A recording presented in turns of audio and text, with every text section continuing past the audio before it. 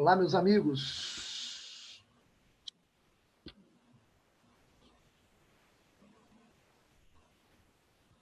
Boa tarde a todos. Boa tarde. Todo mundo ouvindo bem, né? Vamos lá.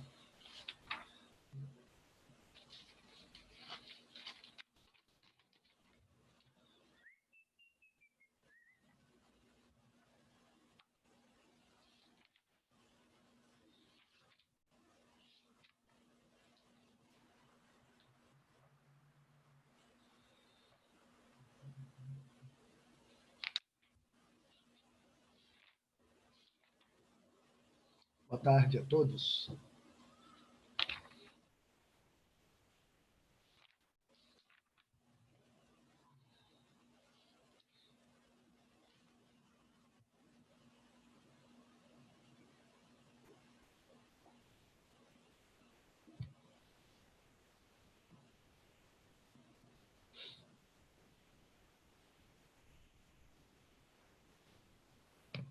Vamos lá, então, meus amigos.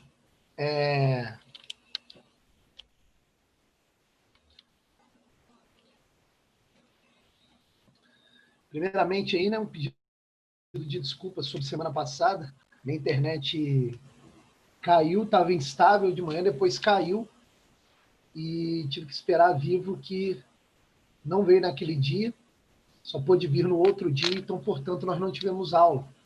Nós estamos tendo a aula de hoje para tentar compensar aquela aula perdida, né? Hoje nós vamos tentar encerrar o empirismo, né, que é uma corrente filosófica que vai dominar por alguns anos a modernidade e que vai rivalizar ali com o racionalismo, a atenção dos intelectuais da época para a busca da construção do conhecimento. A gente tem que lembrar, né, que a modernidade ela é caracterizada por um antropocentrismo, né? O homem está no centro de tudo, e os filósofos desse período, eles estão muito interessados, cada um à sua maneira, de nos explicar como acontece o conhecimento humano, ou seja, como é que o homem, usando a sua inteligência, usando as suas características naturais, como é que o homem ele pode conhecer a natureza, conhecer a realidade e dominá-la. Então, é uma crença muito comum a todos os pensadores modernos que o homem, de certa forma, ele é o centro de tudo, né? Se na antiguidade grega nós temos como centro de tudo a natureza, e justamente a percepção, o conhecimento da ordem da natureza acaba ordenando a nossa vida, e se na Idade Média nós temos no centro de tudo Deus, e a sabedoria divina ordena a nossa vida, na modernidade a coisa muda. O homem ele não é ordenado ou pela natureza ou por Deus. O homem agora na modernidade ele tem o poder de ordenar as coisas.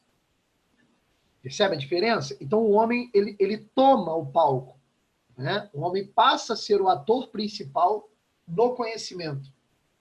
O homem agora ele não espera passivamente a natureza se revelar ou Deus se revelar. O homem agora ativamente espreme a natureza para tentar perceber dela aquilo que tem valor para ele, aquilo que tem valor para o próprio homem. Percebe a questão? Então, o homem está no centro de tudo. E não há dúvida quanto a isso, né? E aí, o que nós vimos da modernidade? Nós vimos o seguinte, que a modernidade, então, ela surge, a filosofia moderna, melhor dizendo, surge tentando acompanhar os avanços da ciência. Porque o que aconteceu? Na medida em que a ciência foi avançando, a ciência foi desenvolvendo instrumentos que facilitariam a percepção do homem em relação à natureza. E, obviamente, esses instrumentos trouxeram a ideia do homem de controle sobre a natureza. Porque agora eu posso observar a natureza em suas minúcias. Então eu posso controlá-la de algum modo. Então a ciência avançou pra caramba. E a filosofia, ela teve que se virar para acompanhar esse ritmo alucinado da ciência. Então é óbvio que os preceitos filosóficos eles foram mudando muito em conta por influência desses novos instrumentos científicos, que trouxeram uma aparência de que o homem pode controlar a natureza à sua maneira. Perceberam a questão? Então, se antes a natureza e Deus ordenam o homem, agora é o homem que quer ordenar a natureza mediante os instrumentos que ele está criando ali através do avanço científico. E aí nós vimos aqui como funcionou a revolução científica, né? E depois nós vimos as primeiras correntes filosóficas da modernidade, que visam, de algum modo, acompanhar essa revolução científica. E aí nós vimos nas aulas anteriores que duas correntes filosóficas vão tomar conta da filosofia por um longo tempo na modernidade: o racionalismo e o empirismo. E nós fomos comparando essas duas correntes filosóficas. E enunciamos dois grandes filósofos como os porta-vozes das duas correntes filosóficas. René Descartes, como grande porta-voz do racionalismo, e Francis Bacon, que de algum modo era o porta-voz do empirismo. Então, essas duas correntes filosóficas elas vão rivalizar a atenção da filosofia. A filosofia vai pensar a realidade, ora pelo prisma do racionalismo, ora pelo prisma do empirismo, né? Qual a diferença entre essas duas correntes? Só para a gente lembrar aqui, a gente dá prosseguimento à aula. A grande diferença, dentre várias outras, que não vale listar aqui todas, de novo, todas as diferenças novamente, eu não vou fazer isso, mas a grande diferença é quanto à fonte do conhecimento. O racionalismo vai dizer que a razão humana é a fonte do conhecimento. Então, o que o René Descartes ele acredita? O que os racionalistas acreditam? Eles acreditam no seguinte, que a nossa razão já nasce com algumas ideias básicas e nós vamos deduzindo novas verdades dessas ideias básicas. E dessas deduções a gente tenta compreender o mundo à nossa volta. Então, tudo saiu da razão humana. Percebe? E temos o empirismo. O empirismo vai dizer o seguinte, não, a fonte do conhecimento não é a razão humana. A fonte do conhecimento são as experiências que o homem possui. Então, os empiristas vão dizer o seguinte, olha, o homem só produz conhecimento quando ele experimenta o mundo fora dele, quando ele experimenta a natureza. Aí ele percebe algumas coisas da natureza, essas percepções entram dentro do homem, a razão meio que organiza as percepções, aí nós construímos o conhecimento. Então, a diferença é que no racionalismo a fonte é a razão, no empirismo a fonte são as experiências. Percebe? No racionalismo, se acredita que algumas ideias já estão na nossa cabeça e o empirismo acredita que a nossa razão não tem ideia nenhuma. E as ideias começam a surgir apenas depois que nós temos certas experiências com o mundo. Estão percebendo a questão? Então, essas são as diferenças básicas entre essas duas correntes filosóficas. Agora, notem o seguinte. Apesar de eu ter listado as diferenças, essas duas correntes ela têm semelhanças. E qual é a grande semelhança entre essas duas correntes? As duas estão afirmando o seguinte, olha, o conhecimento é produzido sempre pelo ser humano.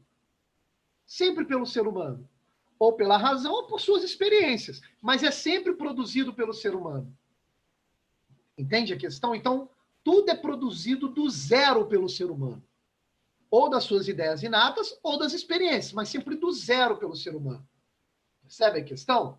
Então, o homem está no centro de tudo, por isso, são duas correntes antropocêntricas. O homem no centro de tudo. Percebe? E é justamente pelo fato do homem ser a fonte do conhecimento, o homem ser a única e exclusiva fonte do conhecimento, é que essas correntes se diferenciam da Idade Média e da Antiguidade. Tá?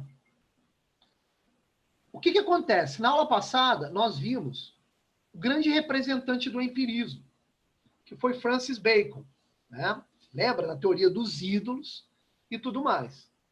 Hoje nós vamos encerrar esse papo de empirismo com mais dois pensadores, o John Locke e o David Hume. Então preste atenção.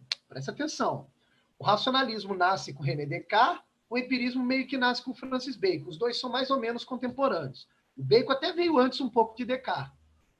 E agora nós vamos estudar a evolução do empirismo através das ideias de John Locke e de David Hume. Então, quem são John Locke e David Hume? São os filósofos que desenvolveram, sofisticaram o empirismo. Explicaram melhor para nós como o empirismo funciona.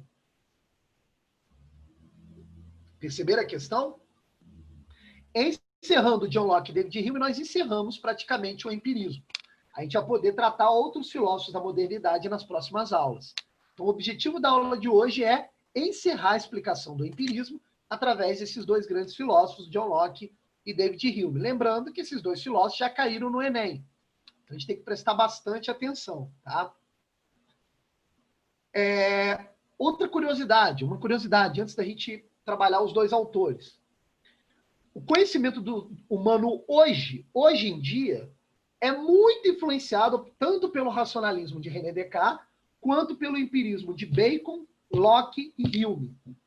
Então, tudo que a gente está aprendendo na modernidade, na verdade, nós estamos aprendendo o modo de conhecer como o homem conhece a realidade hoje em dia. Então, muitos aspectos, tanto do racionalismo quanto do empirismo, vocês vão perceber que estão presentes na ciência até hoje. É óbvio que a ciência mudou muito desde essa época, mas esses elementos principais dessas duas correntes filosóficas, esses elementos vão participar, vão continuar existindo dentro da ciência até hoje. Até hoje. Né? Então, muitas das nossas crenças de como o conhecimento acontece nasceram com essas correntes filosóficas. Tá? Então, falar de John Locke e David Hume, que é o assunto de hoje, é falar do modo que o homem conhece a realidade até hoje. Tá? Então, qualquer dúvida, basta perguntar. Tá joia? Vamos lá, então. Comecemos pelo John Locke, tá? Para a gente obedecer aqui uma ordem cronológica. O empirismo só vai ganhar sua forma final com David Hume.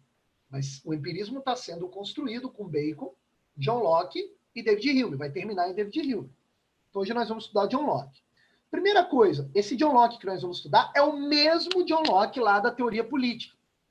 Então, John Locke, além de ter sido um filósofo que desenvolveu, sofisticou o empirismo, ele também escreveu o Tratado Político. Lembra? Ele também era um contratualista. Né? Ele era um defensor do liberalismo. Não sei se vocês se recordam. Só que o pensamento político de John Locke a gente vai deixar lá naquela aula. Hoje nós vamos trabalhar um outro John Locke, ou seja, é o mesmo John Locke, porque é ele que escreveu essa teoria também, mas nós vamos tratar aqui a parte da filosofia de John Locke que trabalha o conhecimento humano, ou seja, a sua parte relacionada ao empirismo. Tá? Para a gente entender o empirismo de John Locke e como ele sofisticou essa corrente filosófica, a gente tem que lembrar que a sua principal obra tem um nome e é considerada uma das maiores obras da teoria do conhecimento até hoje. Né? E é bom vocês tomarem nota disso. A principal obra de John Locke, no qual ele vai nos explicar um pouco mais do empirismo, se chama Ensaio sobre o Entendimento Humano. Ensaio sobre o entendimento humano. Então, a obra que o John Locke vai destinar ao empirismo, né, a sofisticação do empirismo, a inovação do empirismo, ele vai pegar lá o empirismo de Francis Bacon, vai melhorar ele. Ele escreveu isso tudo no Ensaio sobre o Entendimento Humano. Preste atenção no título da obra. Ensaio sobre o Entendimento Humano. O que ele quer dizer? Qual é a finalidade dessa obra? O próprio título nos dá pistas. Ele quer nos mostrar como é que o homem consegue entender as coisas. Como funciona a capacidade do homem de entender as coisas. Percebem isso daí? Só que olha só que coisa impressionante. Isso aqui é muito interessante. Quando a gente diz que o John Locke está querendo investigar como é que o homem consegue entender as coisas, a gente tem que lembrar que ele é um empirista. Então, uma primeira pergunta vem à tona. Ele vai dizer que o homem entende as coisas usando apenas a razão ou que o homem entende as coisas através de suas experiências? É óbvio que é a letra B. O homem entende as coisas através de suas experiências. Por quê? Porque John Locke é um filósofo empirista. É empirista. A razão vai ter uma função, mas é uma função secundária. Mas o entendimento humano sobre as coisas se inicia com a experiência. Com a experiência. Então, o que o John Locke vai dizer? Ele vai dizer o seguinte, olha, se o entendimento humano se inicia com a experiência, então eu vou ter de negar um dos princípios básicos do racionalismo. E qual é um dos princípios básicos do racionalismo? Um dos princípios básicos do racionalismo é acreditar que existem ideias inatas. Que existem ideias inatas. Tem que prestar muita atenção aqui agora, porque isso aqui é um conceito que possivelmente, se cair John Locke na prova do Enem, esse conceito vai ser cobrado de vocês. Preste atenção que isso é muito importante. Olha só. O primeiro ponto da filosofia de John Locke é uma crítica ao inatismo do racionalismo. Ou seja, é uma crítica à teoria das ideias inatas do racionalismo. Então, quem trouxe a ideia para o empirismo de que nós não nascemos com qualquer ideia foi John Locke. Porque ele foi o primeiro empirista a criticar essa questão das ideias inatas do racionalismo. Então, John Locke está partindo do pressuposto que nós, seres humanos, nascemos sem qualquer ideia na nossa mente. Nós nascemos em branco. Então, a primeira coisa que ele vai dizer é a seguinte, olha, não tem esse papo de que nós nascemos com algumas ideias básicas. Então, a primeira característica do pensamento de John Locke é esse. John Locke é um crítico do inatismo. A característica principal do pensamento de John Locke é dar porrada, é bater no inatismo, é meter o pau no racionalismo, dizendo, olha, esse negócio que nós já nascemos com ideias inatas é papo furado, isso é mentira. É mentira. Então, essa obra do John Locke, Ensaio sobre o Entendimento Humano, é uma obra que praticamente vai tentar rebater os argumentos utilizados pelo racionalismo ao defender o inatismo. Vocês estão compreendendo? Então, essa é a primeira coisa que você tem que entender. O filósofo empirista, que por excelência vai criticar o inatismo lá do racionalismo, lá de René Descartes, é o John Locke.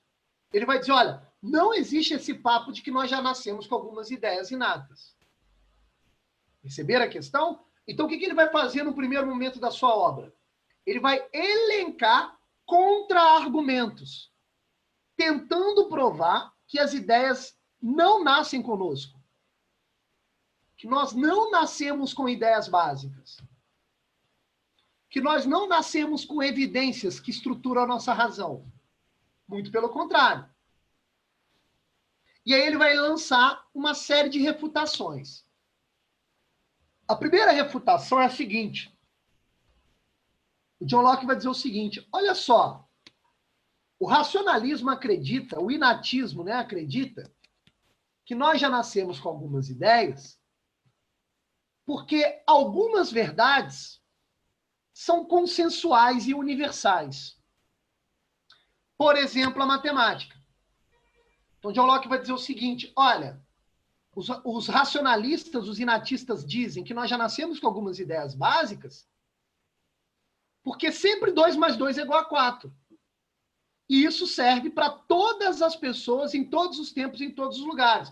Ora, isso aparentemente é uma prova de que nós já nascemos com as ideias inatas básicas. E que essas ideias inatas são as mesmas para todos os homens. Percebe a questão? O John Locke vai rebater esse argumento. O John Locke vai dizer o seguinte, preste atenção.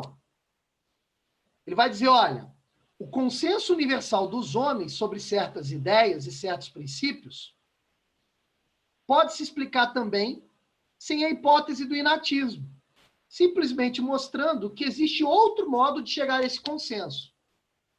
Então, olha só, o John Locke está dizendo o seguinte, olha, quando os racionalistas dizem que nós já nascemos com algumas ideias básicas porque existe algum consenso, os inatistas aí usaram de uma malandragem argumentativa. Na verdade, alguns consensos universais não nascem, não surgem porque nós nascemos com algumas ideias básicas. Eles surgem de outras maneiras. E quais são as outras maneiras? Continua John Locke. O pretenso consenso universal não existe de fato, como fica evidente no fato de que as crianças e os deficientes não têm de modo nenhum consciência do princípio de identidade e não contradição, e nem dos princípios éticos fundamentais. Então, qual vai ser a prova do John Locke? O John Locke, para rebater a tese do consenso universal, ele vai dizer o seguinte: os consensos universais, eles surgem de grandes debates. Não surgem porque nós já nascemos com algumas ideias. E a maior prova disso é quando a gente olha as crianças, cara. Nenhuma criança já nasce com um consenso universal. Ela aprende esse consenso universal e aprende a repetir aquilo. Se existissem ideias básicas, ideias inatas na nossa razão, vai dizer John Locke, então todas as crianças já nasceriam mostrando essas ideias para nós. Percebe a questão? Então, um contra-argumento que o John Locke usa contra a teoria das ideias inatas é afirmar com todas as letras que as crianças não nascem com ideias inatas e que os tais consensos universais, que são ilusões, eles surgem através de consensos de acordos entre homens adultos. Percebe a questão? Então, olha só. Para você memorizar a filosofia do John Locke, a primeira coisa que você tem que entender é que ele está criticando o inatismo, criticando a teoria das ideias inatas e mostrando como contraprova a isso, dizendo, olha, as crianças não nascem com qualquer ideia inata. Esses consensos universais são ilusórios. Eles são formados na idade adulta.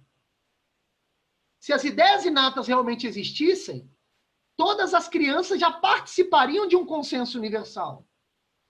E quando nós olhamos crianças se relacionando, não tem consenso universal nenhum. Inclusive, elas até brigam por certas coisas. Percebe a questão? Então, o John Locke aí apresenta um contra-argumento. Então, olha só, presta atenção. A filosofia de John Locke, ela é estruturada em alguns tópicos. E o primeiro tópico é esse. Crítica feroz ao inatismo. O homem não nasce com ideias inatas porque o consenso universal é uma mera ilusão. É um mero acordo entre homens. Perceberam? Esse é o primeiro ponto da filosofia de John Locke. Segundo ponto. É um conceito que John Locke criou para justificar a sua crítica ao inatismo. O conceito que ele criou tem um nome. Ele chama de tábula rasa. Prestem atenção nisso, isso aqui é importante. John Locke desenvolveu um conceito filosófico chamado de tábula rasa. Tábula rasa. O que nos explica esse conceito?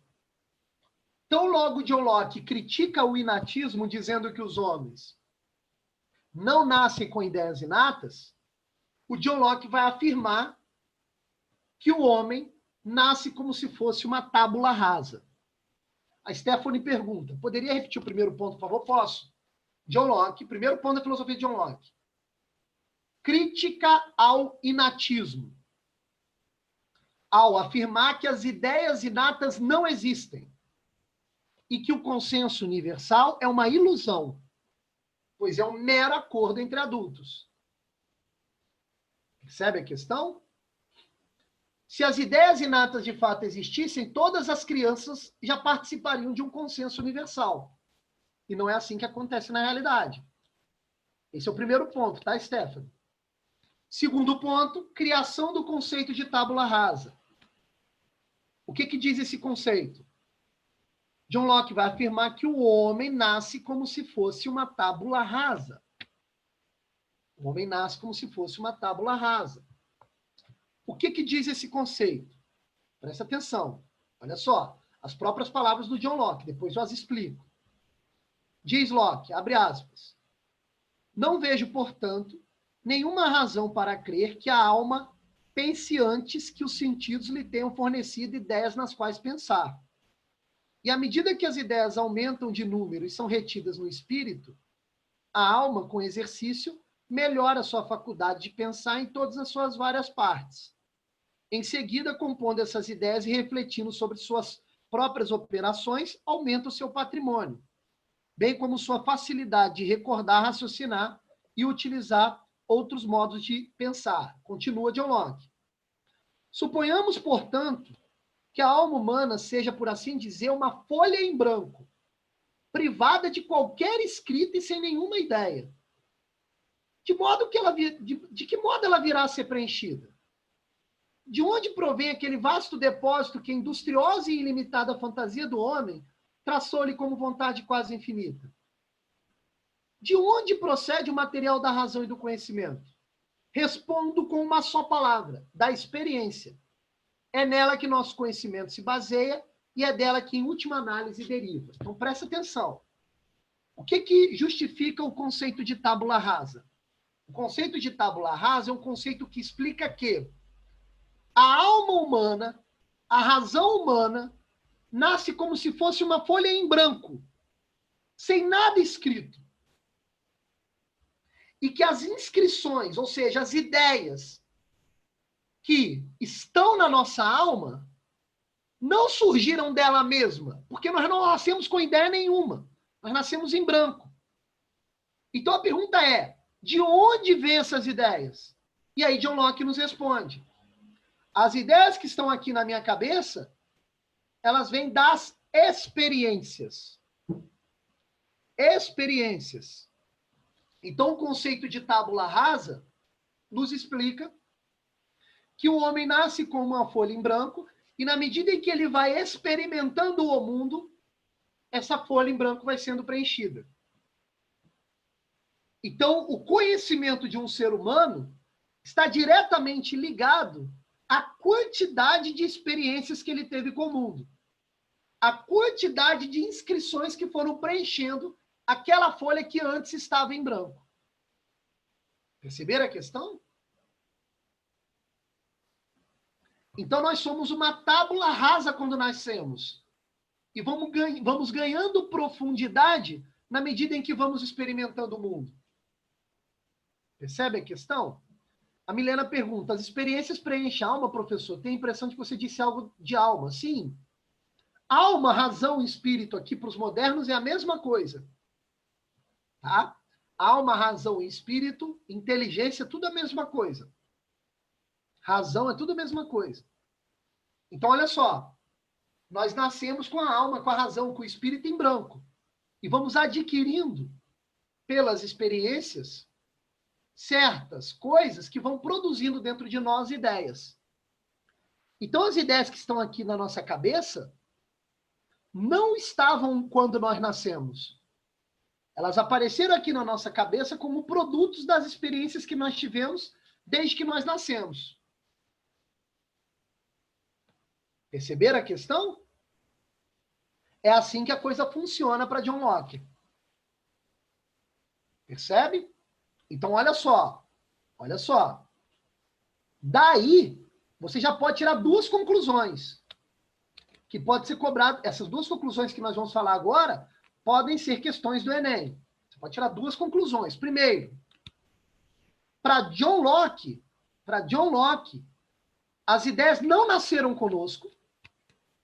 E segundo, para John Locke, as ideias não foram criadas por nós. Uma ideia nunca é criada.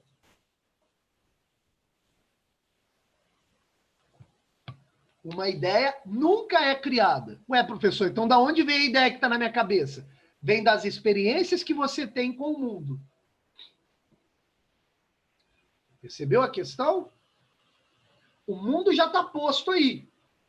Nós nos relacionamos com o mundo e dessa relação de experiência, aí sim as ideias vão sendo produzidas. Então as ideias são reflexos das experiências. Elas não são criadas nem do zero e muito menos nasceram conosco. São deduções de ideias que já nasceram conosco. Perceberam a questão?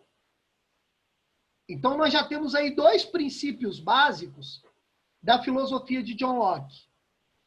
Que princípios são esses? As ideias que nós temos na cabeça não são deduzidas de ideias que já nasceram conosco. Nenhuma ideia nasceu conosco. E o segundo princípio é que nenhuma ideia é criada do zero, é criada do nada. Todas as ideias são reflexos de nossas experiências.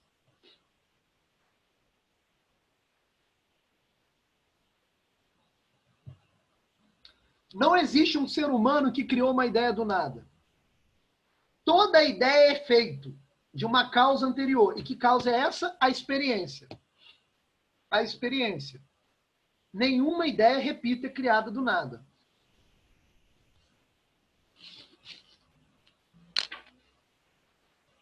Estão compreendendo isso aí? Então, olha só. Olha só. Como é que o conhecimento, então, é produzido segundo John Locke? Nós produzimos o conhecimento quando nós manipulamos essas ideias. Então, toda vez que eu estou manipulando com a minha razão as ideias que estão aqui dentro, eu estou produzindo conhecimento. Perceberam a questão? Ó, quando eu pego e falo assim, o ser humano é um animal racional. Ó. Acabei de enunciar um conceito. O que eu fiz? Eu manipulei ideias de homem, de animal e de racional. Manipulei essas três ideias e formulei esse conceito. Então, o conhecimento ele é produzido quando eu manipulo algumas ideias. Não é isso? E aí um aluno pergunta, mas professor, peraí, de onde vêm essas ideias? Você as deduziu só com a sua razão? De algumas ideias básicas que nasceu com você? Não. Você as criou? Também não. Então, da onde vêm essas ideias? Essas ideias vieram das minhas experiências. Então, por mais que o conhecimento seja produzido pela manipulação das ideias, nós temos sempre que lembrar que, para John Locke, essas ideias elas vieram das nossas experiências com o mundo. Entendeu a questão? Então, então funciona assim. Ó.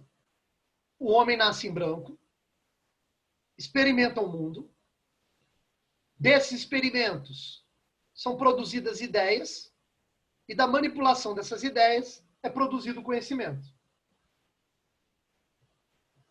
Entendeu a questão? Nenhum conhecimento foi criado do zero por um ser humano qualquer. Nunca. Nenhuma ideia foi criada pelo ser humano. Nenhuma ideia nasceu com o ser humano. Todas elas foram produzidas de uma experiência. Perceberam a questão?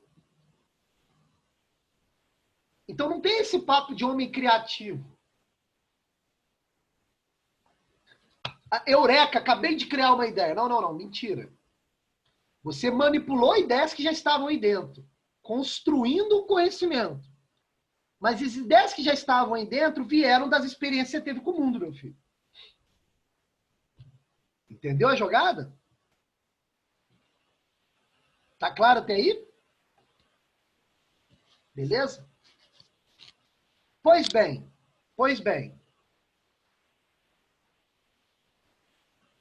Essas ideias que estão na nossa cabeça, como eu disse, elas são provenientes das nossas experiências. Certo? Só que olha só que doideira. Olha só que doideira. As nossas experiências, as experiências que nós temos, elas podem ser de dois tipos. De dois tipos. Existem as experiências externas e as experiências internas. Experiências externas e experiências internas. Então, todas as ideias que estão aqui na minha cabeça agora, elas são efeito de experiências externas e internas que eu tive. Tá claro? As experiências externas têm um nome. Elas são chamadas de sensações. Então, o que é uma sensação? Uma sensação é uma experiência externa que eu tenho. E as experiências internas também têm nome. São chamadas de reflexões. Então, o que é uma reflexão? É uma experiência interna que eu tenho.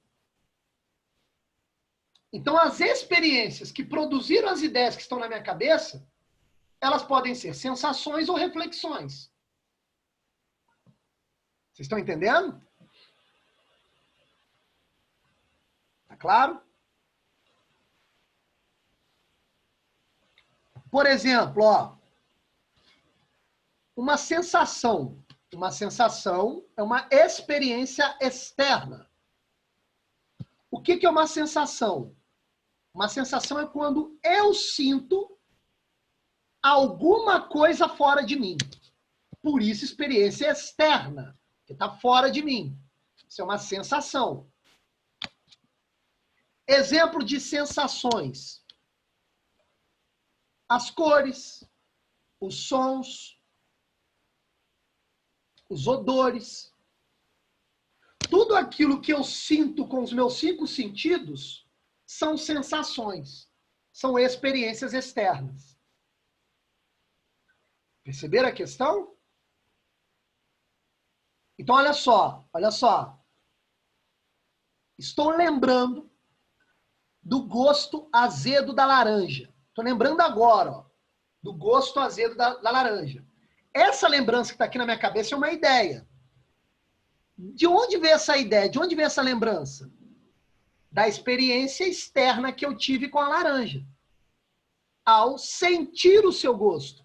Ao ter a sensação do seu gosto. Percebeu a questão? Então, a sensação é uma experiência externa. É uma experiência de sentir alguma coisa fora de mim. E o que é a experiência interna? A experiência interna é a reflexão. É a reflexão.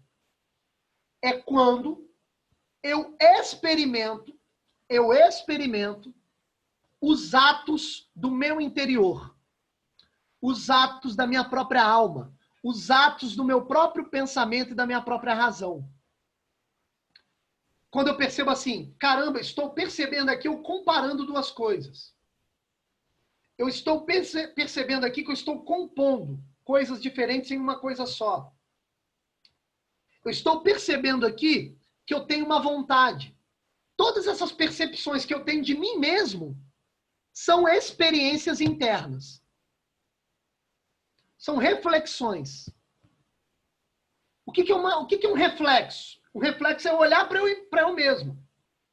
Olhar para mim mesmo. Olha para o espelho, ó, eu vejo o meu reflexo. Então, reflexão é ao invés de eu ter experiência com o mundo fora de mim, eu estou tendo experiência comigo mesmo. E aí eu começo a experimentar tudo aquilo que eu posso fazer dentro de mim. Comparar, compor, imaginar, ter memória. Todas essas ações do meu intelecto, da minha razão, eu também posso experimentar.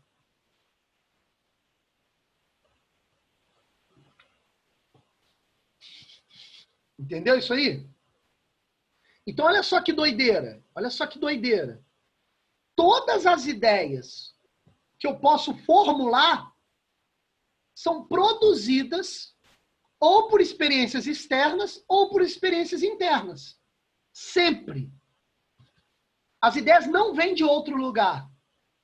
Elas só vêm da sensibilidade, da sensação ou da reflexão. Tudo. Todas as ideias estão na minha cabeça aqui agora, tanto da imaginação quanto da memória, tudo que está aqui dentro. Todas as ideias, todo o conhecimento, toda a memória, tudo que está aqui dentro, veio de experiências externas, sensações, ou de experiências internas, reflexões. Elas nunca vieram do nada ou nunca nasceram comigo. Entenderam?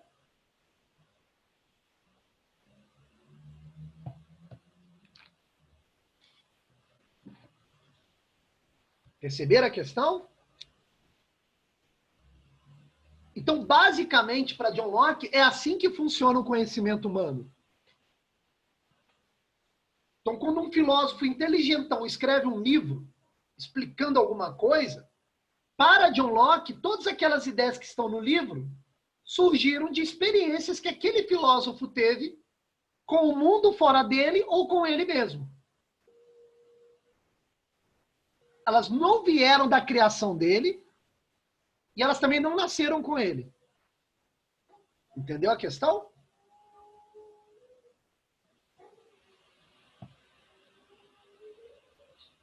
Acho engraçado, né? Porque hoje em dia, né, você fala assim, nossa, você tem que ser original, criar suas próprias ideias. Olha, isso não cabe em John Locke, isso é impossível. Impossível. Entendeu a jogada? Tudo vem da nossa experiência. O aluno poderia falar assim, mas professor, e quando a gente cria algo da nossa imaginação? Por exemplo, eu estou criando agora um monstro com a cabeça de gente, com o corpo de leão, com a asa de um dragão e, sei lá, com o rabo de um macaco. Aí eu criei um monstro do nada, professor. Não, não foi do nada. Esse monstro aí, na verdade, o que você fez? Você compôs. Você compôs um monstro de partes que você teve experiência. Entendeu a jogada? Então não há criação. Não há criação. Todas as ideias são compostas a partir de experiências, sejam elas externas ou internas que nós temos. Tá claro isso daí? Beleza? Por favor, respondam com sim, para a gente passar adiante. Tá claro?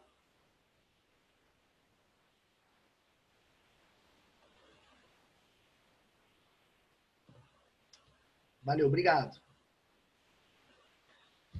Terminando, tá joia? Valeu. Terminando.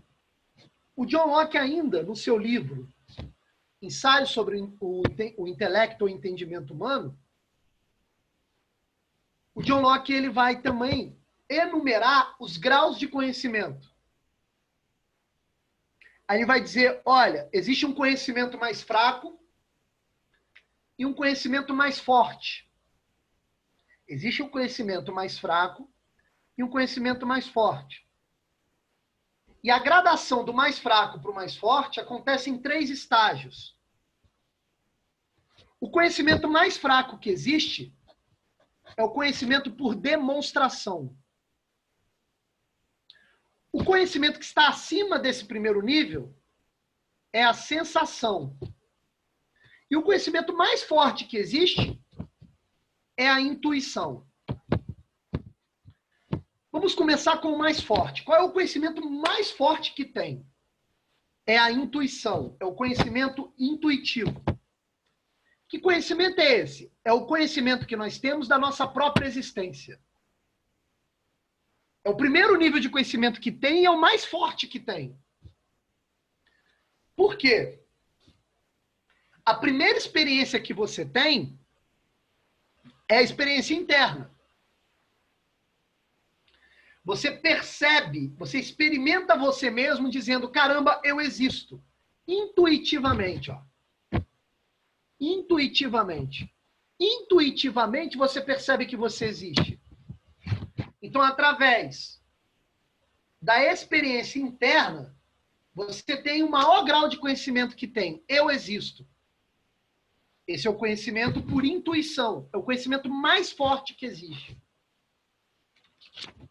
Perceba que o conhecimento por intuição é o conhecimento de que eu mesmo existo, eu não preciso nem demonstrar. Eu existo porque percebo, experimento internamente a minha existência. Percebe a questão? Esse é o conhecimento por intuição, é o conhecimento mais forte que tem. O conhecimento que está abaixo desse, que é um pouquinho menos forte, a Milena pergunta se isso não tem a ver com pensamento racionalista. Cara, o Descartes também, né? Só que olha só, o Descartes meio que provou que ele existe. É intuitivo também, parece racionalismo, Milena. Só que existe uma diferença básica.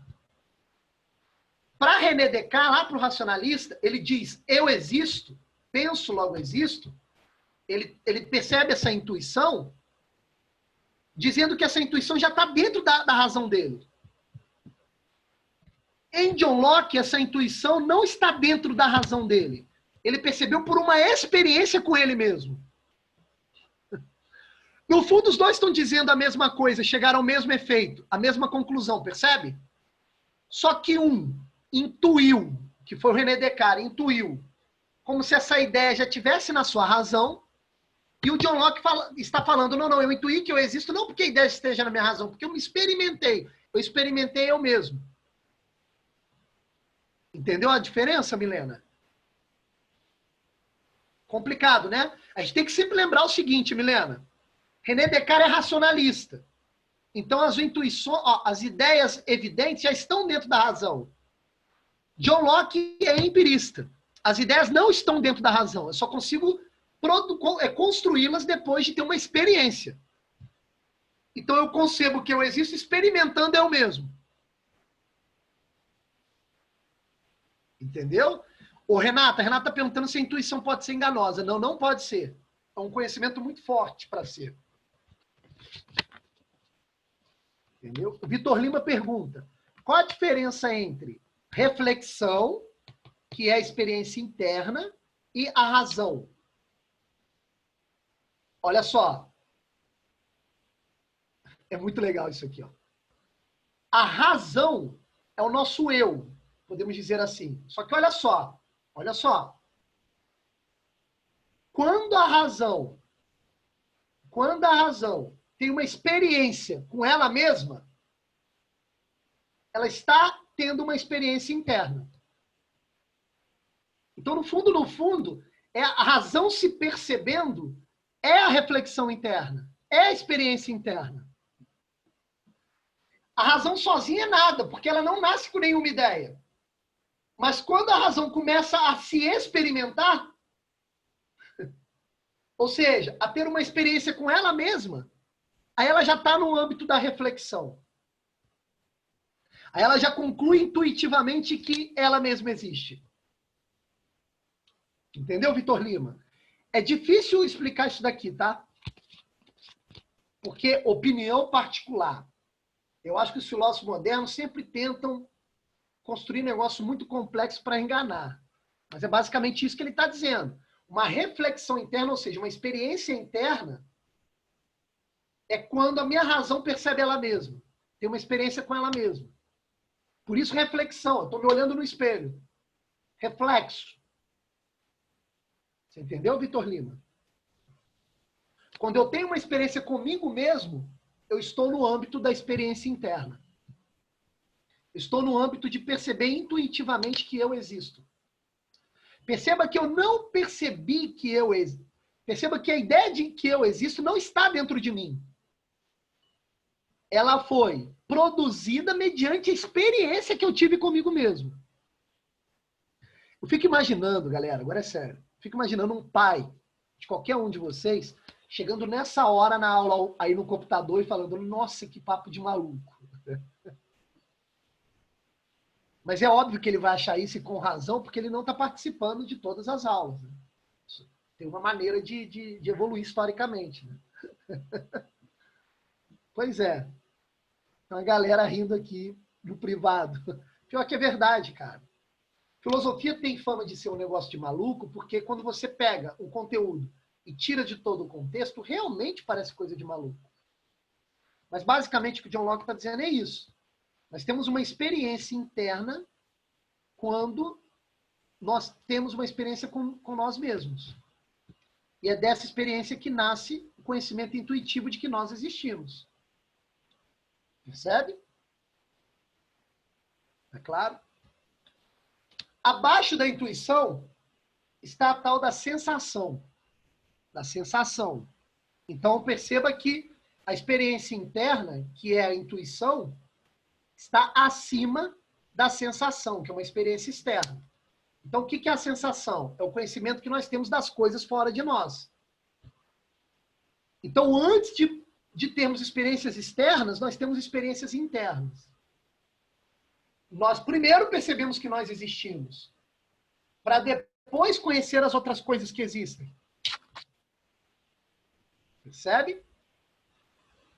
Agora, o nível de conhecimento mais fraco que existe, mas também é necessário, é o conhecimento por demonstração. Por demonstração. O que é o conhecimento por demonstração? É quando nós sentimos a necessidade de ir construindo ideias para demonstrar a existência de algo que não é evidente. Aí eu tenho que partir para a demonstração. A demonstração é o conhecimento mais fraco que tem. Por quê? Porque quando você está manipulando ideias para demonstrar alguma coisa, você corre o risco de esquecer a experiência original. Você corre o risco de ficar abstraindo demais. Você corre o risco de se afastar da experiência mesmo. Percebeu a questão? Então, quando um filósofo escreve um livro grandão para poder demonstrar alguma ideia, ele corre ali sérios riscos de esquecer a experiência original que ele teve. Percebeu a questão? Então, primeiro, eu conheço intuitivamente que eu existo, através de uma experiência interna. Depois, eu busco conhecer as coisas fora de mim através da sensação, que é uma experiência externa. E depois, eu vou construindo ideias para demonstrar coisas que não são evidentes. Por exemplo, se eu quero explicar Deus, se eu quero falar de Deus, eu vou ter que trabalhar com demonstrações. Por quê? Porque Deus não está nem dentro de mim e nem fora de mim materialmente, de tal modo que eu possa ter uma experiência com 5 sentidos. Então, vou ter que demonstrar a existência de Deus usando argumentos e ideias. E aí eu corro o risco de falar de coisas que não existem. Entendeu a jogada?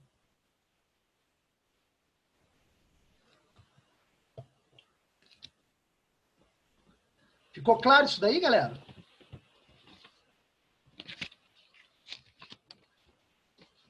Beleza? Que ótimo. Então é isso. John Locke. Crítica ao inatismo. As ideias não nasceram conosco e nem são criadas por nós. As ideias vêm de experiências. As experiências podem ser internas, quando nós intuitivamente concebemos a nossa própria existência. Podem ser experiências externas, quando conhecemos os objetos fora de nós através das sensações. Ou o conhecimento pode vir por demonstração, quando eu manipulo as ideias. A Luana pergunta, pode-se dizer que essa questão da força do conhecimento tem a ver com a confiabilidade nele? Sim. Sim. A experiência interna produz um conhecimento mais forte. A experiência externa produz um conhecimento também confiável, mas menos forte. Um pouquinho menos confiável. E a demonstração tem menos confiabilidade ainda, porque tem menos força. Porque corre-se o risco de se desligar da experiência original. Sim, o conhecimento por demonstração pode ser sempre refutado. Perfeito, Luana. Aliás, Luana, é por isso que a ciência progride. Por que uma teoria científica às vezes supera uma teoria antiga? Porque houve uma demonstração melhor do que a demonstração antiga. Por isso que houve refutação. Na demonstração, por vezes, cabe refutação. Agora, a refutação vai ser muito difícil quanto à experiência externa e à experiência interna. Ou seja, quanto à sensibilidade e à sensação e à intuição. Percebeu? A Renata Leal pergunta, essa questão do conhecimento interno vale mais do que o externo, revela o antropocentrismo, né? Perfeito, é isso aí. É uma clara alusão ao antropocentrismo. Primeiro vem o eu, depois vem o resto. É a mesma coisa, ó, acho que foi a Milena que falou. É parecido com racionalismo. Ó. Primeiro vem o eu, depois vem o resto.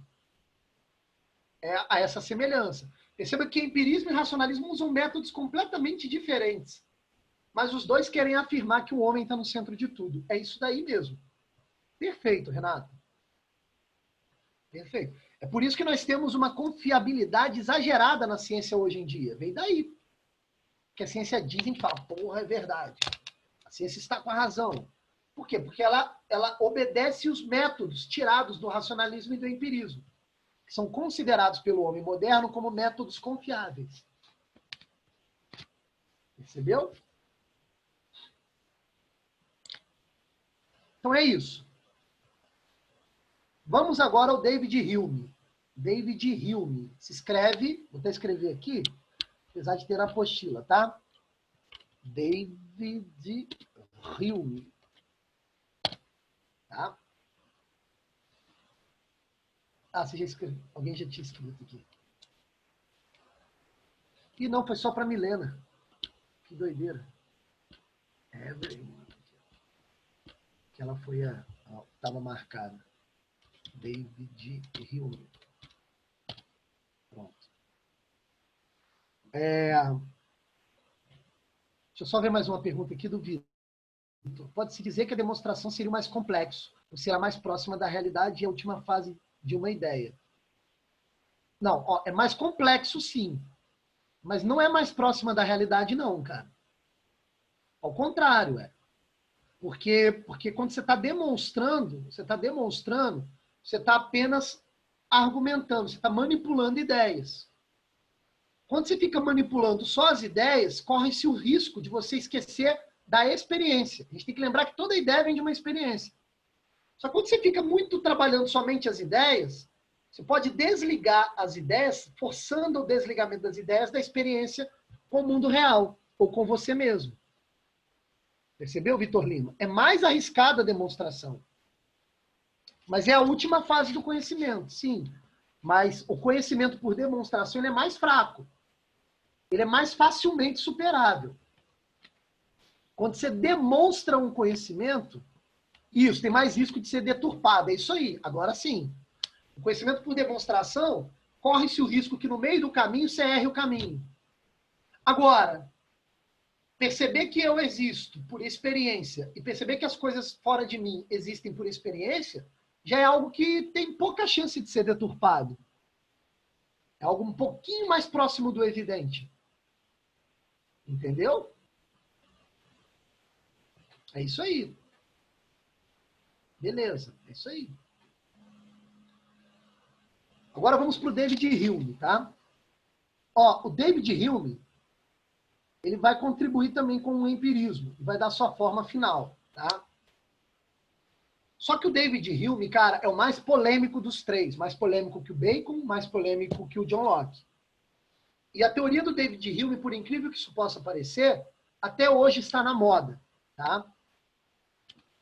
O David Hume, ele vai ter um principal livro no qual ele vai escrever sua teoria, que tem o nome de Tratado sobre a Natureza Humana. Tratado sobre a Natureza Humana. O John Locke falou sobre o entendimento humano. David Hume vai falar sobre a natureza humana. Ou seja, o projeto do David Hume é um pouco mais ambicioso. O David Hume não quer trabalhar apenas como o homem conhece as coisas, mas quer também explicar como funciona a natureza humana, através do empirismo. Através do empirismo. E o David Hume é aquele que vai inserir, presta atenção nisso aqui, vai inserir um ceticismo dentro do empirismo. O que é inserir o ceticismo dentro do empirismo? O David Hume vai trazer uma corrente para dentro do empirismo que vai colocar em dúvida certas verdades que até então nós acreditávamos. Que até Francis Bacon nós acreditávamos, que até John Locke nós acreditávamos como se fossem evidências. Então o David Hume vai colocar mais dúvida ainda em relação ao conhecimento humano, vai inserir essas dúvidas, esse ceticismo dentro do empirismo. No decorrer da aula sobre David Hume, vocês vão entender do que eu estou falando. Tá? Primeira coisa que a gente tem que entender. Primeira coisa que a gente tem que entender. O David Hume também vai fazer uma distinção, né, sobre o conhecimento. Sobre o conhecimento. Ele vai dizer o seguinte, olha só, nós conhecemos as coisas também de duas maneiras, vai dizer o David Hume. E ele vai dar o nome para essas duas maneiras. Ele vai dizer que existem percepções fortes do mundo e percepções fracas. Percepções fortes e percepções fracas. E aí o David Hume vai dizer o seguinte, olha, as percepções fortes eu vou chamar de impressões. Impressões. Então, olha só. Olha só. Quando eu conheço o mundo por impressões, eu tenho uma percepção forte do mundo. E as percepções fracas, o David Hume vai chamar de ideias. Ideias. Então, quando eu tenho ideia sobre o mundo, eu estou tendo, na verdade, uma percepção fraca do mundo. Então, o David Hume, ele também vai posicionar o conhecimento entre um conhecimento mais forte e um conhecimento mais fraco. Em outras palavras, ele vai posicionar a percepção forte que o homem pode ter e uma percepção fraca que o homem pode ter. As percepções fortes, ele está chamando de impressões. O que são impressões? As impressões são as sensações, as paixões e as emoções. Então, olha só, presta atenção. Quando eu tenho uma experiência muito forte com o mundo, quando eu tenho uma experiência muito arrebatadora, essa experiência arrebatadora produz em mim uma percepção forte. E essa percepção forte é uma impressão. É uma impressão. Então, por exemplo, tá? Eu fui assaltado. Eu tive a experiência de sofrer um assalto, tá? Se eu me assustei muito com aquilo, e aquilo me causou muito medo e muito temor, pode-se dizer, numa linguagem de David Hume, que eu tive uma percepção forte do ocorrido. Ou seja, eu tive uma impressão do ocorrido. Aquilo ficou impresso na minha alma de algum modo. Então, uma impressão é uma percepção forte, que é oriunda de sensações, paixões e emoções que eu tenho com o mundo. Percebe a questão? Agora, as percepções fracas são as ideias. Por que o David Hume está chamando as ideias de percepções fracas? Por um motivo muito simples. As ideias são meras imagens das impressões que eu tenho. Então, por exemplo, olha só, presta atenção. Qual percepção é mais forte? O assalto que eu sofri ou a memória que eu tenho do assalto que eu sofri? É óbvio que é o assalto que eu sofri. A memória que eu tenho do assalto que eu sofri ontem já é uma percepção mais fraca do ocorrido. Porque é uma mera ideia. E como ideia, é apenas uma imagem da experiência real que eu tive. Vocês estão entendendo? Então, olha só. O David Hume está nos explicando que nós nos relacionamos com o mundo sentindo o mundo e pensando o mundo. Quando eu sinto o mundo, eu tenho uma impressão forte do mundo. Quando eu penso o mundo, eu tenho uma percepção fraca do mundo. Percebeu a questão? Perceba então que o David Hume, de algum modo, ele está partindo do pressuposto levantado por John Locke. É mais forte o conhecimento quando eu tenho experiência direta. E é mais fraco o conhecimento quando eu estou só no plano das ideias. Tá dando para entender? Então é óbvio que as ideias não existem por si mesmas. Porque as ideias são sempre imagens de percepções que eu tive com experiência direta com o mundo. Entendeu a questão? Então, repetindo, as impressões são produzidas por percepções fortes que eu tenho do mundo. Quando eu tenho algum arrebatamento pelas sensações, pelas paixões e pelas emoções. Agora, as ideias são percepções fracas que eu tenho do mundo. Por quê? Porque as ideias são apenas imagens das impressões. Uma coisa, cara, é eu comer a maçã, outra coisa é eu lembrar do gosto da maçã. O gosto atual da maçã ao comer a maçã é uma percepção muito mais forte do que a lembrança do gosto da maçã, que é uma percepção bem mais fraca.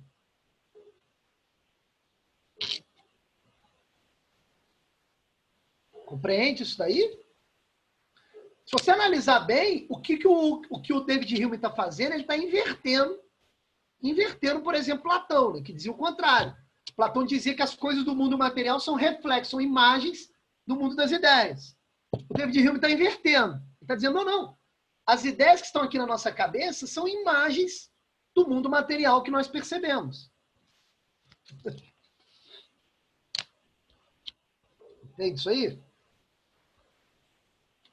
Então, qual a conclusão que ele vai chegar disso tudo? Presta atenção.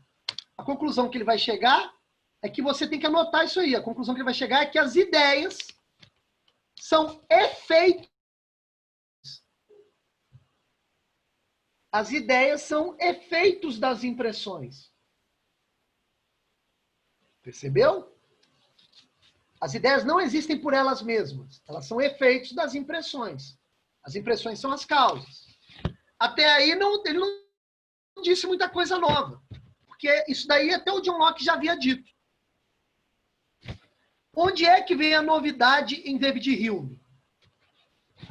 David Hume vai tentar analisar essas ideias, essas percepções fracas. E aí ele vai diferenciar essas percepções fracas, ou seja, as ideias, em duas categorias. Ideias simples e ideias complexas. Ideias simples e ideias complexas. Então, olha só, preste atenção. Impressões é uma percepção forte. É quando eu tenho uma experiência direta com o mundo. Pelas sensações, pelas paixões e pelas emoções. As ideias são percepções fracas. Quando eu penso sobre as experiências que eu tive lá atrás. Então, as ideias são percepções fracas. E essas ideias que são percepções fracas se dividem em dois grupos. Ideias simples e ideias complexas. O que são ideias simples e o que são ideias complexas? Presta atenção. As ideias simples são as ideias que nós temos de impressões, ou seja, de experiências que nós tivemos com as características primárias das coisas, como a temperatura, a cor e etc.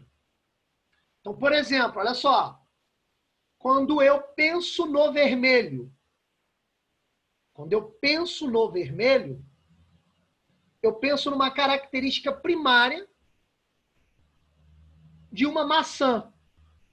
Então, olha só, eu tive uma experiência direta com a maçã, impressão. Dessa impressão, eu captei da experiência direta a cor da maçã. Depois, sem a maçã, eu penso no vermelho da maçã. Esse vermelho da maçã é uma ideia simples. É uma ideia simples. Então, o que é ideias simples? São as ideias que eu formulo em cima de características primárias das coisas.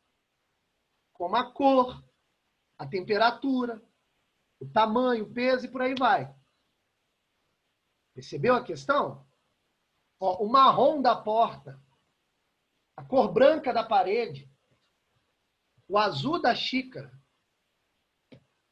a fluidez da água. Quando eu lembro dessas coisas, eu estou formulando ideias simples, estou trabalhando com ideias simples.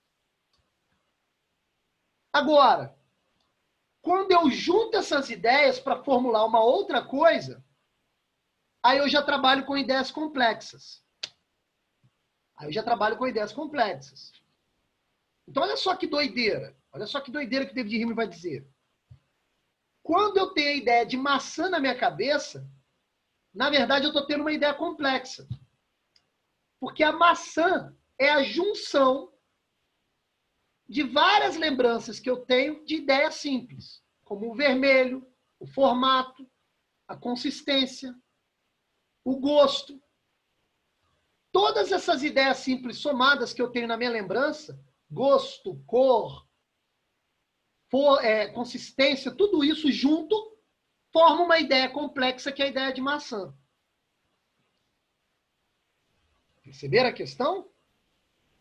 Então, olha o que o David Hume está dizendo. Isso aqui é muito sério. Olha como é que ele é muito cético. Nós, quando temos um contato direto com uma maçã, nós não percebemos a essência da maçã. A gente não entende o que é maçã. A gente simplesmente percebe as suas cores, as suas características primárias, e formulamos ideias simples dessas características primárias.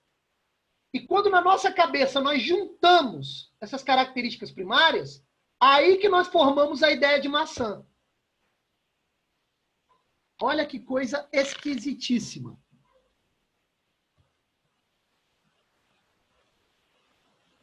Entenderam a questão? Então, olha só. O que o David Hume está nos explicando é que as coisas que estão espalhadas no mundo, a gente não tem garantia que elas existem de fato. A gente, na verdade, percebe características primárias que aparecem para nós e nós vamos juntando essas características primárias em ideias simples e, na medida que nós vamos juntando, nós vamos formando ideias complexas. E aí nós vamos achando que as coisas que são a reunião dessas ideias simples, elas existem de fato. Só que a gente não tem nenhuma garantia disso. Olha que coisa maluca.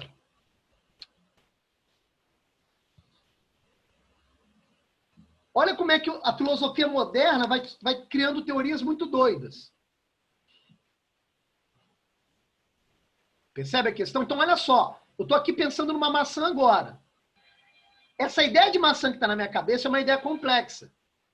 Que eu formulei juntando ideias simples de vermelho, consistência, gosto. Porque quando eu tive um contato com a maçã, eu, na verdade, não percebi a maçã. Eu percebi o gosto, a cor, a consistência. E depois é que eu juntei isso tudo para formular o conceito de maçã. Mas não há garantia nenhuma que a maçã realmente exista. Isso é uma ideia que eu construí dela.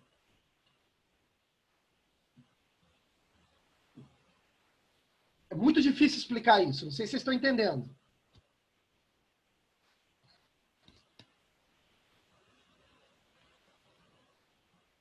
Entendeu a questão? Só que olha só. Essa teoria do David Hume é problemática. Porque um aluno poderia falar assim, porra, professor, então virou bagunça, cara. E se eu perceber as características primárias de uma maçã e na hora de formular aqui na minha cabeça uma ideia complexa para formular o conceito de maçã, eu misturo as características com outro arranjo diferente do seu arranjo. Como é que a gente sabe que aquele objeto é maçã para nós dois? Eu poderia ter formulado, juntado as características com um arranjo diferente do seu. E aí, como é que David Hume resolve isso?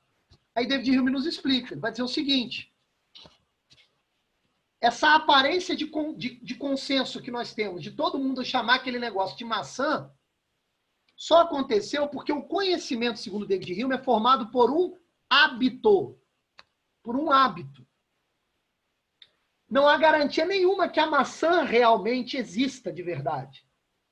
Mas por um hábito, na nossa comunicação, nós continuamos chamando aquilo de maçã. E aí, habitualmente, nós passamos a tratar aquele objeto como maçã. Então, para David Hume, o conhecimento vem pelo hábito. Não há garantia nenhuma que nós estamos conhecendo como as coisas são em si mesmas.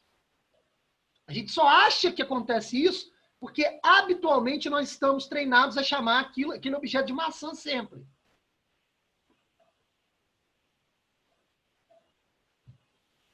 Percebeu? Então, olha o que David Hume está dizendo. É como se nós olhássemos para o mundo e percebêssemos, tivéssemos impressões, percepções fortes, apenas de características separadas. E aí depois a nossa razão juntasse todas essas características e formulasse os conceitos, as ideias. E aí por um consenso, ou seja, por um hábito, todo mundo passou a chamar aquela ideia, aquele arranjo, como se aquilo existisse realmente de fato na realidade. Calma, Aurora, eu também estou confusa, a gente vai explicar isso melhor. A Aurora está falando, nossa, eu estou confusa. Eu sei que vocês estão, é difícil explicar isso. Vou tentar achar um exemplo mais fácil. Vou usar o exemplo do próprio David Hume, tá? David Hume dá o exemplo da bola de bilhar. Tem uma bola branca parada, uma bola vermelha que é jogada. A bola vermelha vai rolando, bate na branca e a branca começa a se movimentar. Qual é a interpretação que nós fazemos desse fenômeno? Nós falamos o seguinte, olha, a primeira bola estava em movimento, bateu na segunda bola e a segunda bola, por efeito, começou a se movimentar. Então, causa bola vermelha, efeito bola branca. Bola vermelha em movimento, bateu na bola branca que estava parada e começou a se movimentar. Então, a gente formula a seguinte ideia complexa. A bola vermelha que estava em movimento causou o movimento na bola branca, que por efeito começou a se movimentar. Eu formulei uma ideia complexa. Só que olha só, para David Hume não há nenhuma garantia que essa ideia complexa que eu acabei de formular de causa e efeito seja a explicação verdadeira daquele fenômeno que eu acabei de ver. Porque no fundo, eu só captei um movimento e captei outra coisa estática. O segundo momento já é uma outra coisa, que pode não ter nenhuma relação com o primeiro momento. Eu só fiz essa relação porque eu formulei na minha cabeça uma ideia complexa sobre aquilo, de causa e efeito. E aí, por hábito, eu comecei a considerar aquilo como se fosse uma verdade. Aquela bola ocasionou o movimento da outra bola. Para David Hume não há garantia nenhuma que se amanhã eu realizar o mesmo experimento, eu chegue às mesmas conclusões. Eu só tenho a aparência que eu vou chegar às mesmas conclusões por hábito. Por hábito. Percebeu a questão? Eu vou dar um outro. Eu vou tentar já detalhar o que você tem que memorizar para o Enem. Mas eu quero que vocês entendam primeiro essa confusão aqui, essa loucura. Vou tentar dar um outro exemplo. Ó, você chega num quarto, aí você olha o seu armário, a sua cama, o seu computador na mesa. Aí você sai do quarto. A tendência é você acreditar, depois que você saiu do quarto, que o armário, a cama e o computador continuem lá tranquilaços. Continuem existindo do jeito que você percebeu. Por quê? Porque quando você volta, todos os três estão no mesmo lugar. E aí você tende a acreditar que aquele momento que você estava fora, tudo estava no seu lugar. Mas não há nenhuma garantia disso. Por quê? Porque você não estava tendo uma impressão da presença das três coisas quando você estava fora. Mas habitualmente você acredita. Então o que o David Hume está nos dizendo? Ele está nos dizendo que no fundo, os conhecimentos que nós formulamos, as ideias que nós formulamos, são apenas crenças. Crenças que foram fortalecidas pelo hábito. Pelo hábito. Porque no final das contas nós só temos a impressão das características soltas. A junção delas para formar alguma coisa nós fizemos com a nossa ideia. Entende? Nós formamos ideias complexas para juntar as coisas. Mas não há garantia nenhuma que essa coisa realmente exista do jeito que nós imaginamos.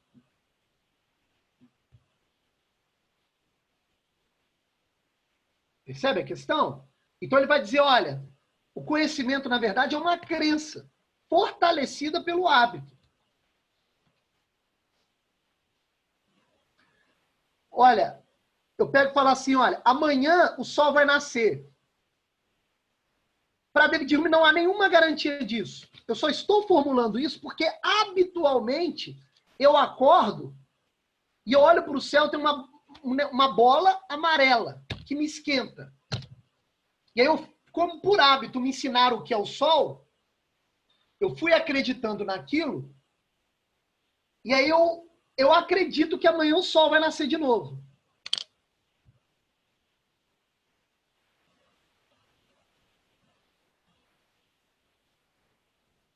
Entendeu?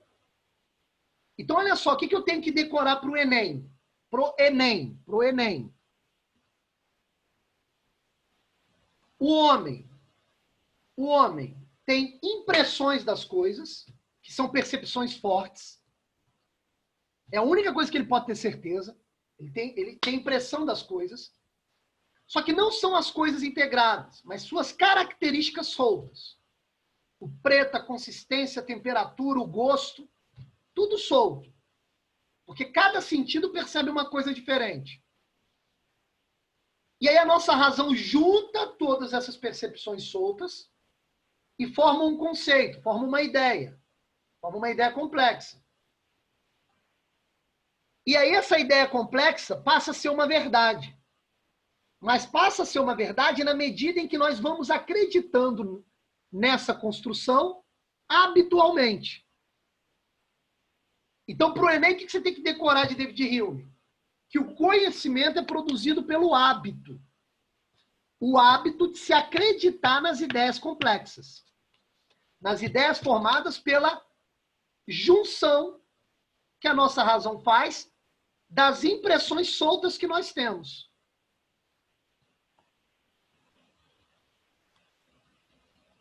Entendeu a jogada? Para efeito de Enem, guardem o seguinte esquema. O homem tem uma impressão das cores, dos gostos, da temperatura, ou seja, o homem tem uma impressão do mundo com 5 sentidos. Cada sentido percebe um aspecto diferente dessas impressões. Essas impressões entram soltas dentro da gente e a nossa razão, o que ela faz?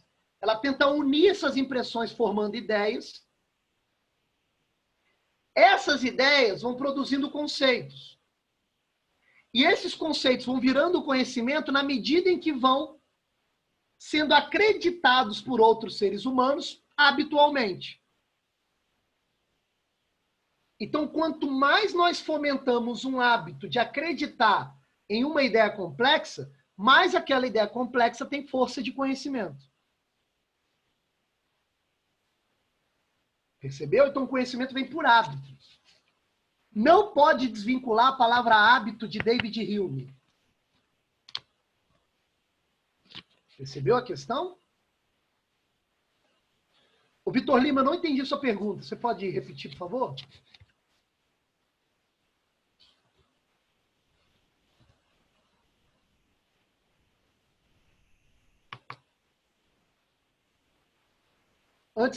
Enquanto o Vitor Lima repete a pergunta, vale lembrar o seguinte, então, para David Hume, não existe a maçã em si, a televisão em si, o sol em si. Todos esses conceitos são conceitos que nós criamos com a nossa razão, misturando impressões que nós tivemos da realidade, e que se nós acreditamos que a televisão, o sol e, sei lá, a caneta existem, por hábito. Nós acreditamos nessas ideias complexas e habitualmente repetimos elas. O Luiz André pergunta, por que eu não posso garantir que ideias complexas são de fatos reais? Por um motivo muito simples. Eu não consigo captar uma coisa inteira. Eu só capto partes das coisas com os meus 5 sentidos. A minha visão pega a forma, o meu olfato capta o cheiro, o odor, o meu paladar capta o gosto, o meu tato capta a consistência. Isso entra tudo separado dentro de mim. A minha razão é que junta isso tudo e forma uma ideia complexa. Mas não há nenhuma garantia que o arranjo que a minha razão construiu é, de fato, aquilo que a coisa representa na realidade. Nós só acreditamos que se trata da coisa porque, habitualmente, nós acreditamos nessa ideia complexa, formulada pelo homem.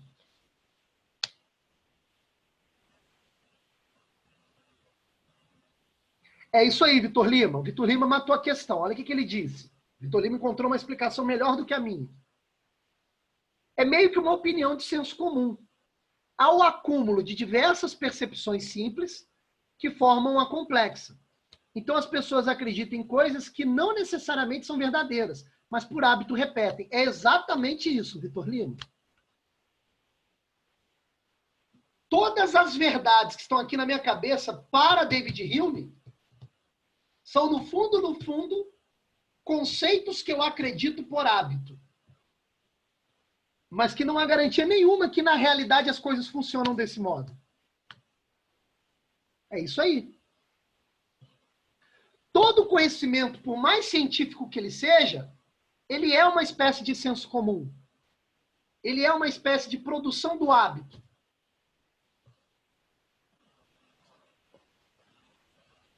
Olha que doideira. Aí o Vitor Lima coloca, olha, fica difícil entender esse conceito de David Hume hoje em dia, porque hoje é tudo muito bem definido e explicado. É verdade, Vitor Lima.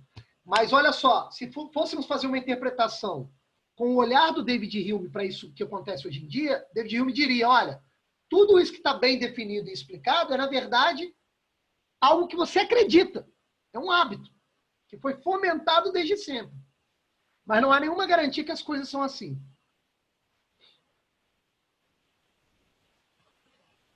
Olha, essa ideia de David Hume, na minha humilde opinião, é uma das ideias mais perigosas da história da filosofia. Mais perigosas da história da filosofia. Entendeu? É graças a David Hume que hoje você tem teorias científicas esquisitíssimas. Os caras levantam a hipótese de existir um mundo paralelo, das coisas malucas. De universo paralelo, sei lá, de outra realidade. Todas essas ideias malucas da ciência de hoje em dia têm a ver com o David Hume. Porque, no final das contas, é o seguinte, bem, se tudo é criado pela minha razão, na verdade, por impressões que eu vou percebendo, eu vou construindo aqui, criando o meu próprio arranjo, então eu posso criar qualquer arranjo. E se as pessoas acreditarem no arranjo que eu criei, e isso virar hábito, pronto, eu enunciei uma verdade. Entendeu a questão? Cara, e olha só, por mais louca que a ideia de David Hume possa parecer, e na minha opinião é louca mesmo, se vocês perceberem, a ciência age dessa forma até hoje. Até hoje. Eu duvido que nós, eu e vocês, ou seja, nós, se amanhã ou depois, todos os cientistas do mundo disserem, olha, nós realizamos aqui alguns experimentos e nós comprovamos aqui, tá? Aí eles começam a criar um monte de teoria, um monte de arranjo de percepções simples até virar uma ideia complexa. Comprovamos aqui que comer cocô de cavalo cura o Covid-19. Cara, se todos os cientistas ao mesmo tempo entrarem num consenso e disserem isso, nós estamos condenados a ter a possibilidade de acreditar nisso.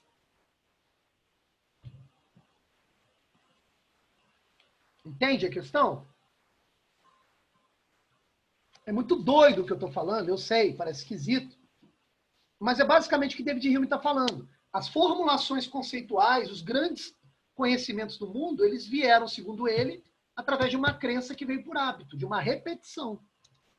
Então, se há um consenso entre uma elite pensante e aquilo que eles determinaram vira hábito, é possível que nós acreditemos naquilo como se fosse uma verdade.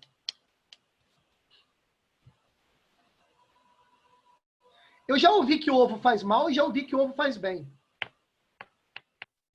Qual das duas teses é verdadeira? O ovo faz mal ou o ovo faz bem? Depende. Segundo David Hume, vai depender do consenso. Vai depender do hábito. Entendeu a questão? Então, todo conhecimento para David Hume é uma crença. É uma crença que vem por hábito.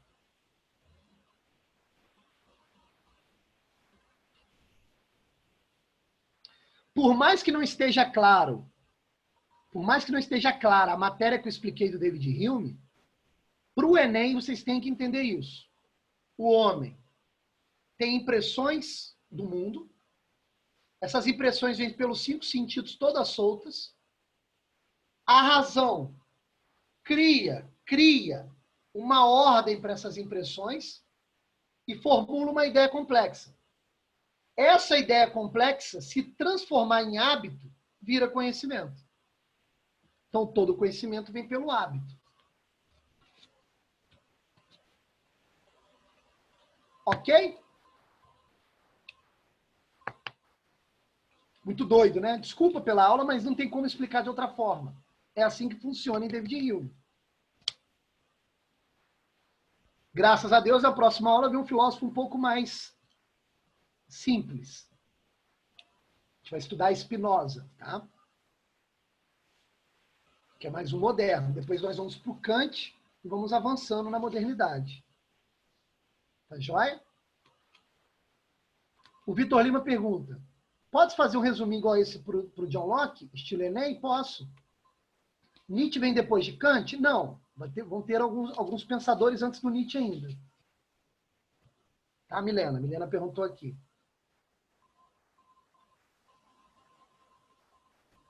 Eu vou fazer, Vitor Lima, uma folha, eu tenho isso no meu computador, com um esqueminha de todos os filósofos que vamos trabalhar e já trabalhamos. Só esqueminha. Você não se garante com esqueminha, mas o esqueminha ajuda você a lembrar da aula. Entendeu, Vitor?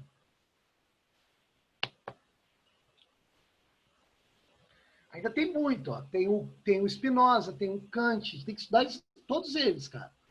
Tem o Schopenhauer, tem o Hegel, tem Marx, tem Emile Durkheim, entendeu? A gente vai estudar tudo isso, cara. Tem o Max Weber. Renata Leal pergunta, acho que as ideias não podem ser reais porque tem na sua essência a necessidade de serem demonstradas, é isso? Não, não é por isso também, mas não é só por isso. É porque, na verdade, as ideias nada mais são ideias complexas do que a junção, a criação de um arranjo de percepções soltas que nós temos do mundo. Então, não há garantia, Renata, de que aquele arranjo que eu criei seja um arranjo verdadeiro. Não há garantia.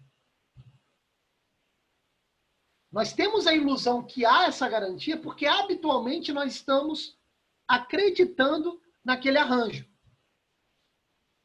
que foi criado por alguém em algum momento da história. Entendeu?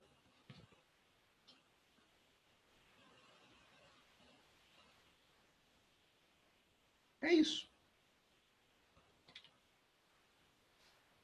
Quem não tem dúvida pode se despedir. Quem tiver pode perguntar. Ok?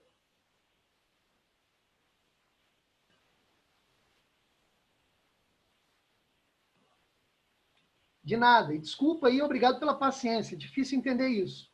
Mas o esqueminha dá para melhorar. De nada, Milena. Valeu.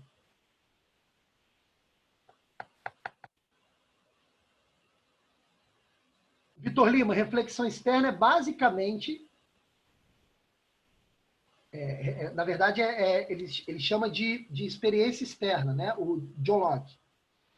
Experiência externa é basicamente você ter uma relação com o mundo com os 5 sentidos.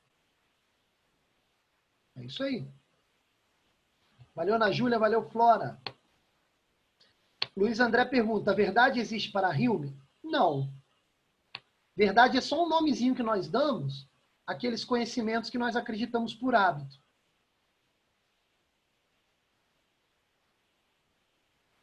Entendeu, Luiz?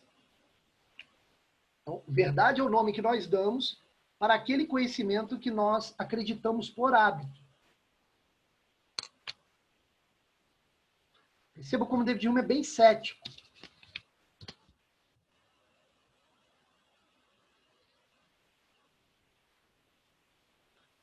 Se meditar sobre a filosofia de David Hume, sobre a aula de hoje, vocês vão perceber que essa filosofia não tem sentido nenhum. Mas não é tempo da gente fazer isso agora.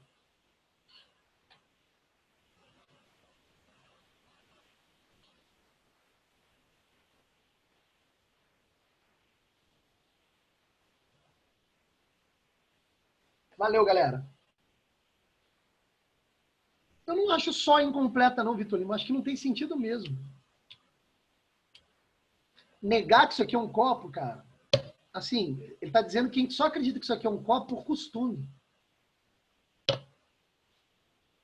Muito doido, né?